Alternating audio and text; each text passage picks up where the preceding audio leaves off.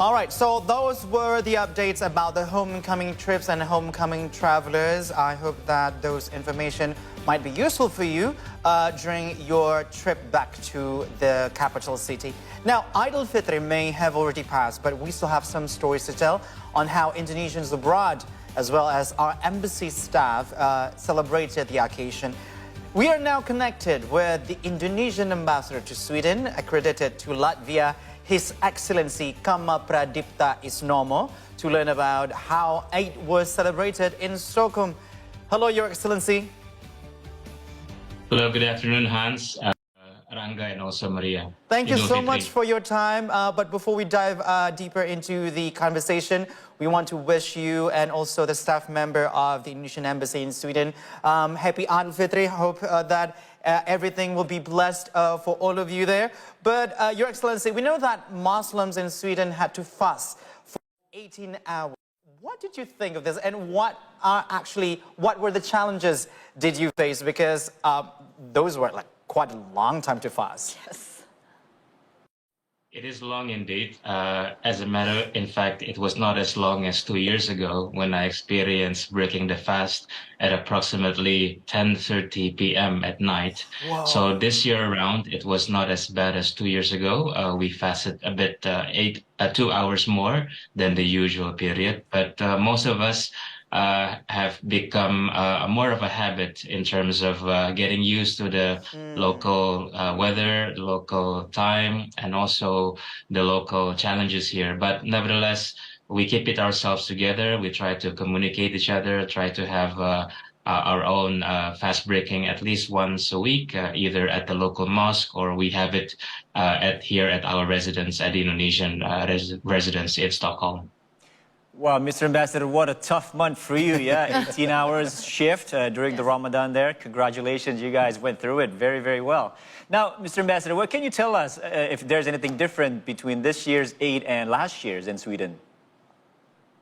Well, this last year we held our first ever iftar as well as Eid al-Fitr celebration after 2 years of absence.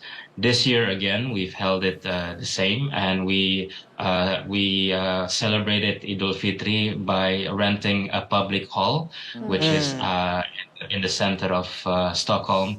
The reason being because the weather in Stockholm is relatively still cold. It is around 10 to 11 degrees Celsius in the morning. So you can all imagine how cold it could get when we are praying in the morning. So that is the reason why we rented this public hall in Sweden. And as you can see on the screen, approximately 200 Indonesian Muslims attended the Shalat Eid prayer in the morning. We started at 9 o'clock sharp in the morning, followed with a sermon, as well as halal bihalal. And we closed it off by having the traditional Indonesian meal, because prior to holding this event, we actually did a survey to all our Indonesian nationals here. What do they really want to enjoy for their Eid al-Fitr meal? So top of the list was semur daging. Second of the list was ketupat and opor tahu, and the third is sayur asem. So we heated to their spice. Really. So that's the reason why all of us provided this meal for them. And of course, to conclude, as you all know, next year we're going to have our general election. So at the end of the gathering, the Indonesian Committee for Overseas Election here in Sweden held a briefing, and also provided some information that are very handy for them to exercise their rights to vote next year. Okay, Your Excellency. That's very wonderful for you to even do the survey to know what kind of food does the Indonesian community there expect. And do you work with the Indonesian community there to celebrate religious holidays such as Eid? Yes, we do. For example, this year we invited one of our sermon from outside of Stockholm in a city called Uppsala. And he came here along with many other Indonesian nationals, and they took at least 1 hour train ride from Uppsala to Stockholm. But beyond Uppsala, I'm surprised to see that there are still many Indonesian nationals who came all the way to Stockholm from as far as north of Kiruna, which is about 14 hours of train ride. But they Whoa. came, of Wow. course, they came, of course, one day earlier.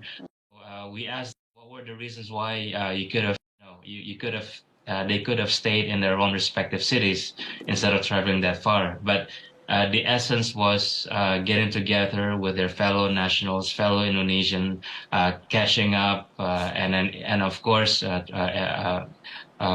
enjoying the Indonesian meal that have been provided. All right, but it seems quite heartwarming there, although I know that Sweden must not be warm at this kind of time.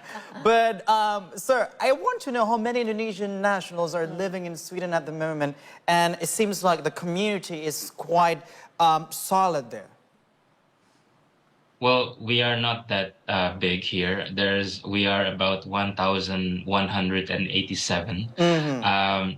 Sweden, of course, is relatively a big country in Europe. I always explain to my Indonesian nationals, if you put Sweden in Indonesia, it would be exact same size as Sumatra, approximately I 450,000 see. square kilometers. But the entire population of Sweden is only a population of Jakarta. Oh, So okay. that is Sweden, and most of our Indonesian nationals are spread out across Sweden. Most of them are centered in Stockholm, second biggest city of Gothenburg is the second biggest, highest Indonesian nationals who are residing in Sweden.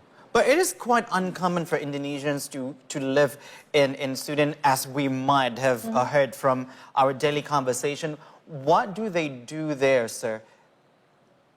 Well, most of them reside here because they're married to local Swedes. I see. And I'm surprised that most of them still retain their Indonesian citizenship, which I value a lot.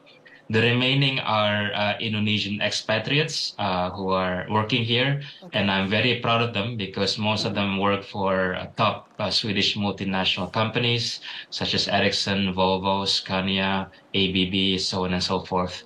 And the remaining last part are mostly Indonesian students, and most of them are either postgraduate or doctoral degrees seekers, and most of them are studying science.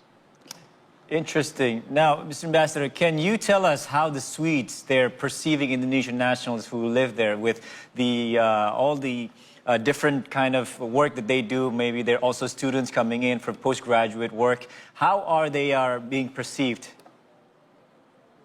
Sweden is becoming a multicultural country. There are approximately 1 million Swedish who identify them as Muslims. So that is about 10% of the entire population of Sweden. So this has become a tradition slowly as we go through the years. We see now a lot of governors, mayors, and even the central governments are aware of this holy month for Muslims. We see them making announcements of wishing Eid Mubarak to their Muslim nationals here in Sweden.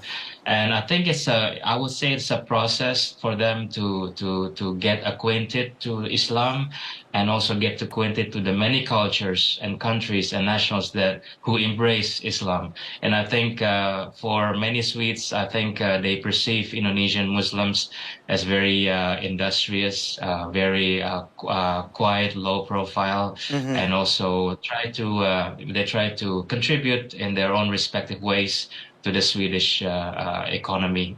And this might seem different from the other countries that we might find out from the other ambassadors that we spoke to in the last 2 days, because I did not know that 10% of people in Sweden are actually Muslim. So does this make Al-Fitr a national holiday there, sir?